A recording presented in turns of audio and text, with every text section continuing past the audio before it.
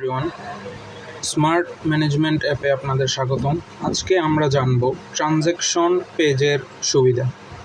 Transaction পেজের বহু সুবিধা আছে, যেমন আমরা কোন কোন ট্রানজ্যাকশন করেছি তা দেখতে পারবো একটি পেজেই।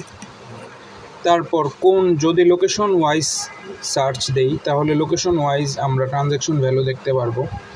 যদি কোনো স্পেসিফিক সেন্ডারের সাথে আমরা কতগুলো ট্রানজ্যাকশন করেছি তা দেখতে চাই তাহলে সেন্ডার বাটনে ক্লিক করে ওই ইউজারের নামটি লিখলে আমরা দেখতে পারবো যে আমরা স্পেসিফিক কতগুলো ট্রানজ্যাকশন করেছি।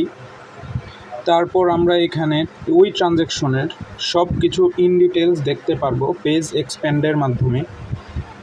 তারপর একটি মাসের সম্পূর্ণ কতগুলো ট্রানজ্যাকশন ঘটেছে এবং অ্যামাউন্ট কত ছিল, অর্ডার কোয়ান্টিটি কত ছিল, ফ্রি কোয়ান্টিটি সহ টোটাল কোয়ান্টিটি কত ছিল তা দেখতে পারবো।